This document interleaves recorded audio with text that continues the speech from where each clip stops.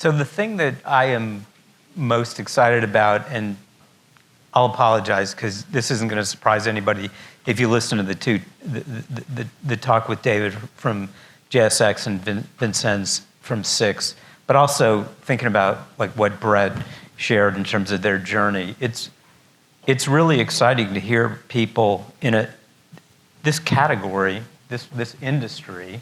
We're approaching the half-century mark. If you go back to 79 when the first frequent flyer program launched, right? So we're really close to half a century. And it's half a century of a lot of the same, at least from a model standpoint. And yeah, there've been enhancements, but I love what JSX is doing. I think what Brett and that team did in terms of creating a construct that takes a lot of the best practices over the last 30 years and reassembles them into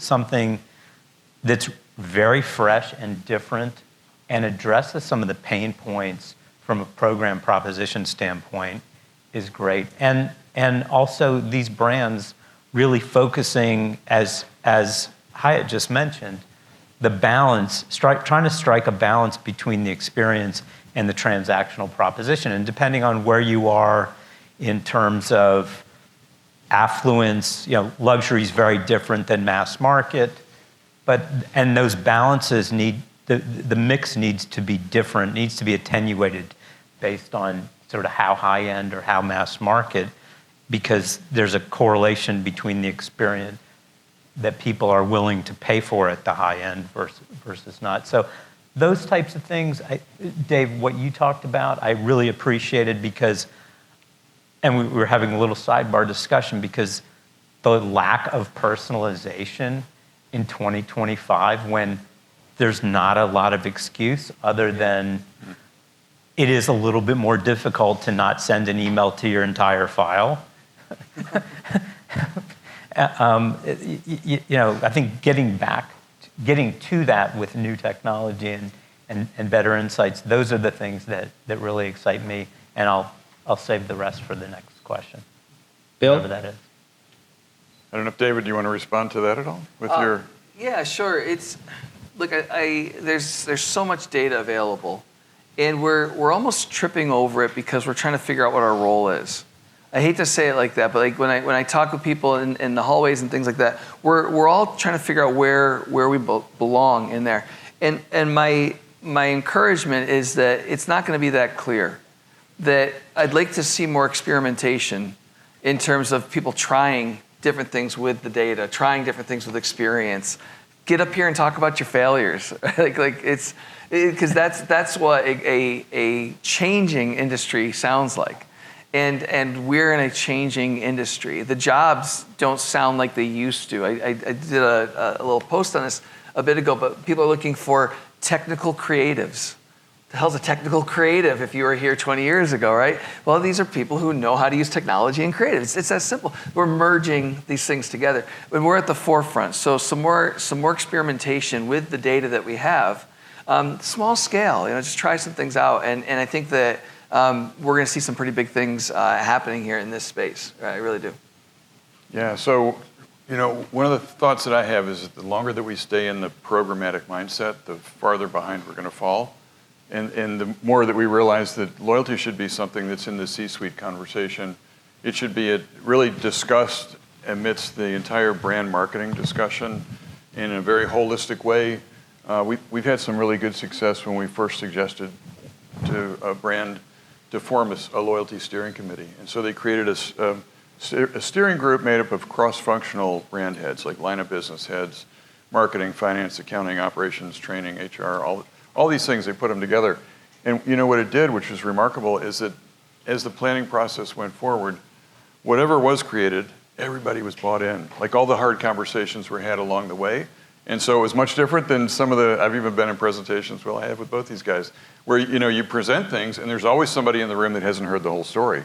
And so they'll inevitably push back on some aspect of it. And it's probably something that's out of their realm, let's say. So that's one thing, but to me, and maybe a little bit of personal view on this, is that utility convenience, time savings. Those are the most important things to me in this day and age. And I think that a couple of examples, the United app that I used to come over to the conference was really helpful. I really appreciate that, almost to the point of like, not so worried about tier status and points, but I really am like to have my trip facilitated and guided through the airport, letting me know the latest information. And then, another one on Delta might be a simple thing, but you can personalize your seat back depending on which aircraft you're on, but you've seen them, the seat backs that you can put in your identify yourself, they know who you are. I was on a multi-leg trip a month or so ago. I started watching one of these 2.5-hour movies, and I really wanted to see the end of it. Well, I got 45 minutes from the end, and usually I would have been disappointed. Well, I got on the next flight, got back in there, logged in, and it picked up at the exact moment that I had paused. It was like being at home and pausing Netflix, and now next flight, here it opened right up, and I watched the end of the movie. Like, these kind of things, we just talked about experiences with Hyatt and AKA, and those kind of things, and this is why I think it has to be a marketing mix discussion, because you need a lot of people in the business to start talking about, well, we need to bring value into the mobile app, we need to bring utility for people, we need to improve the experience in the cab, and all those things, and that's a lot different than just talking about it as a, quote, loyalty program, right? Yeah. Well, and I think both of you guys picked up on, when we talk about loyalty being in the C-suite, the difference that makes. I mean, that's why, no offense to anybody in this room, 10%, maybe 20% in any given category are you've got leaders, challengers, and laggards. And the mix is not a normal distribution at all. There's a lot more laggards than leaders. And it really comes down to having a CEO who gets the board buy-in to prioritize the customer and the business strategy.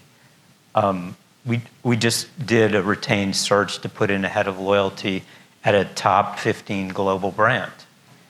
And the CEO was the one driving this. The CEO, the president of marketing, and the senior marketing person on the consumer side. And this brand is going to they have it together. They're already a leader, and they're hitting the accelerator, but they're focused on the customer. And kind of like airlines and some of these other businesses, it's a fairly commoditized thing that they're selling. And so the difference is, can you make it better for customers and save them time, create more utility, and show them, as Caitlin said, you've got to show them that you love them as customers for them to love you back. Mm-hmm. It's like any other relationship. Yeah. I think that, it's reflecting what we've heard, the last day and a half, and to your point, I think there was a couple of times it got mentioned, today, and I tried to call it out in a couple of the sessions, but if we think back sometime, there really was a paint-by-numbers formula that was, rightly or wrongly, that the industry and the consultants, God bless them, not consultants like us, of course, God, Thank you. but those other ones, the ones that have the corporate cards, would push, and everybody would copy-paste. Now, in fairness, as Mark has always reminded me over the years, no one is going to lose their job at a big global brand for following a McKinsey recommendation, and that's what McKinsey charges all the extra zeros for, because you buy a McKinsey report and you implement it, and it doesn't matter if it's the worst advice on the planet, you're not going to lose your job for following it. But it might be horrible advice, and that's why we saw copy. You can pick on the big US airlines, but it's not just them copying each other, literally earning rate for earning rate. Across verticals, we have seen exactly the same thing. And we've seen airlines around the world copy the US airlines because they're making so much money, they must be doing something right. We've seen, Starbucks was, Bill, we go back to debating on Starbucks for years, right? Yeah, for a decade. But, the Starbucks knows what they're doing. No, they don't know what they're doing. They're feeling their way. And you know what? They got it right, and they still get most things right. Most things, in other words, that still result in a lot of zeros coming in. But they also mess up a lot that costs a lot of zeros. But because of the volume of revenue, they can get away with that. We should applaud them for trying new things, even if they stuff it up. What I find really refreshing in the last, maybe it's a post-COVID thing, some of it started before COVID, but the divergence we're now seeing in programs, whether we use the big three as the example, today in the conversations, each have gone a different way. The earning structures or the elite qualification approaches and things at the big three US airlines are different now to each other. They've recognized that they're not the same. I have to fly back to California tonight.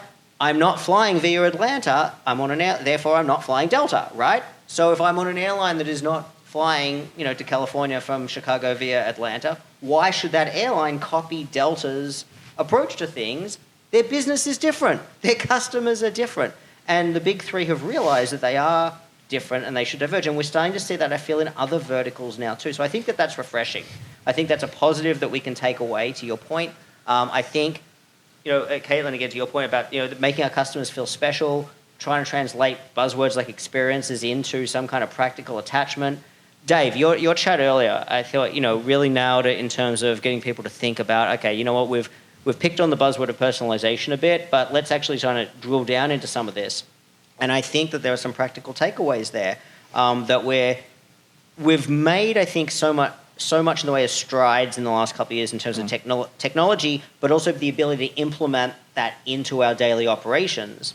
But we're still so far away from where we think we're close to getting. So my next question to you all is, what's the next practical step now? Okay, we've recognized that our brands are all different and we have to find our own way. We can't copy-paste everybody else anymore. And that seems to be a given now, and I think that's a huge achievement for the industry. Not perfectly there, but we're there. Technology is coming a long way. If you are running a program or you're on a program management team right now, what do you think are the top 1 or 2 practical things that you should be looking at over the next, say, 12 months to be investing your time and energy into? Dave, you want to start with you this time? Yeah, absolutely. I'll give you a couple. Number one is to look outside the U.S. It used to be that in the U.S. there was the most innovation that we'd see in loyalty, and it is just not the case anymore. I don't take pride in saying that, but go to Mexico, go to Dubai, right? Take a look at what's happening in these areas, particularly among the large ecosystem brands where they've got a lot of cross-functional selling, a lot of cross-functional information. They're able to really do some cool things. Europe does some really cool things on a small scale. So our excuse that the payback isn't worth it, just sorry, it's not true, right? Like find out why and how they're doing these things, because that's number one. You'll start to see a way different customer experience with that. Number two is to get way more sophisticated, like not just a little bit, but way more sophisticated on how we think about data. It's not even close. Other industries that are data rich are doing some wild things with information. And we're still, we're clunky. We're clunky with it. And I don't mean that as a scolding. It's that we don't need to figure it out all ourselves. Just go out and look and see what's happening. When I was talking earlier about those scores, we have a decay on data. Like we're purposefully exiting information from our insight so that it can be fresh. Think about how awesome that is. It's just like one of 50 things that other industries are doing. So that's the second thing I would say to do, is to get more sophisticated with the application of data. And the third thing I already mentioned, which is experiment. Please experiment. Take 20% of your time and investment and try some things out and see what happens. Bill? That's good. So I think everybody talks about AI, but we've been spending a lot of time trying to determine what it really means. And one of the best things I've done in the last 30 days is I listened to a very short course from Seth Godin about his views on AI. And one of the stories he tells is about the talking dog. He said, if you saw a talking dog on the street, you would look at it. And he said, there's a good chance that the talking dog's not making any sense and it might boggle your mind, but you have to recognize that you're still looking at a talking dog. And he made the point that we are absolutely in this thing. So if you're not thinking about what it means to your business, and I'm not even talking about what we do with a large language model or how we build bonuses more quickly, but we just wrote something about the potential disintermediation, and Luke talked about it a little bit, of brands and customers. So customers are able, through the Google launched an AI shopping assistant, and people can now be recommended the kind of things that they think, you want some new running shoes. And so you may never go to the Brooks site or the Nike site or the Dick's. You'll never get there. You'll find the shoes and the size and everything else, and they'll work out payment in that. And I think that's it's more than just sort of, sci-fi sort of stuff nowadays. I think it is real, and we have to think about, like, what does our business mean to the consumer shopping experience with AI right in the middle of it? So why don't you assume disintermediation takes place? How can we still become relevant? And how do we take the tools and the knowledge that we have to still make it possible for brands to differentiate one from another? That's a perfect I couldn't have asked you to set up one of my, I'll give three as well. Okay. The first one, this may surprise you guys, but the first one to me is actually the brand. Because what we've seen, and I think this is consistent with sort of the commoditization and the homogeneity of loyalty programs as a loyalty strategy, but even loyalty programs as loyalty programs.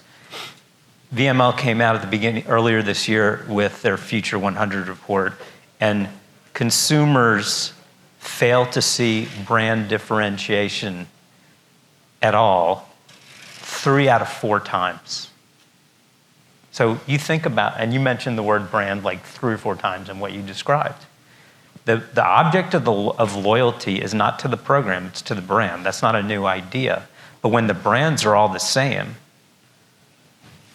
then you are totally conceding it to Google Gemini to just be your agent, and you got to hope for the best, or you got to figure out how to wire for Gemini if you're a brand. So I'll start with brand number 2.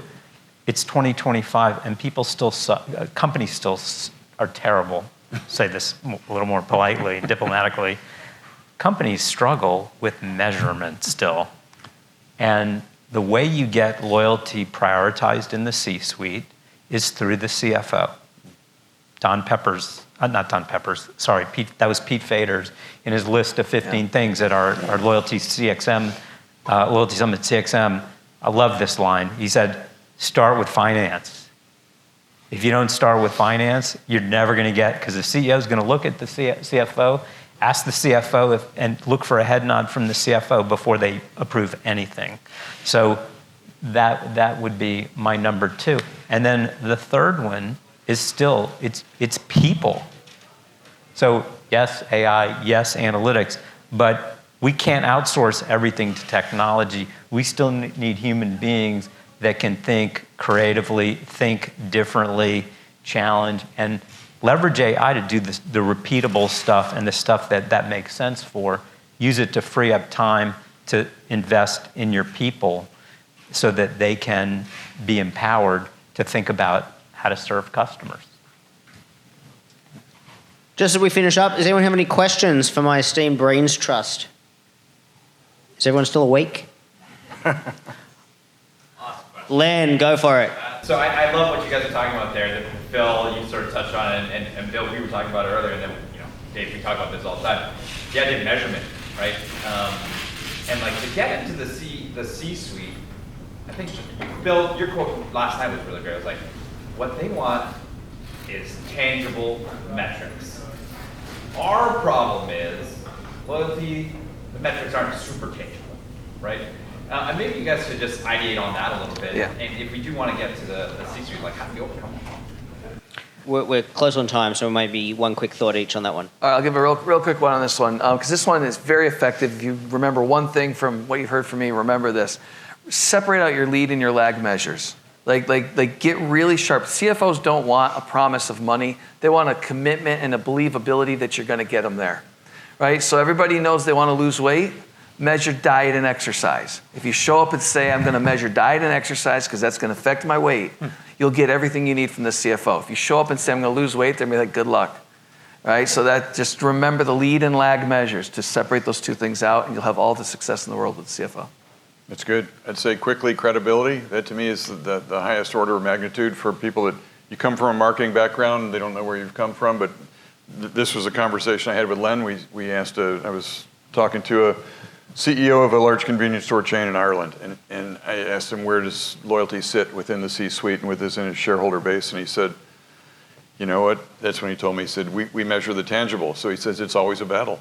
So if you're going to come and try to convince that person and try to help him convince all the others that are behind him, you have to come with credibility and a solid case and really understand what you're presenting to people. I would echo that, what both of these guys said, and I would add one thing in terms of like another neat way to think about it. Portfolio management, and think about, you know, the key that they want to see ROI. CapEx, OpEx, these days more OpEx than CapEx. Customers are like your customer base is a portfolio measured accordingly. Look at customer performance this period versus last period, and use those kind of metrics, which are both leading and lagging because they are forecastable, and lagging it's actual, and that's a way to demonstrate incrementality.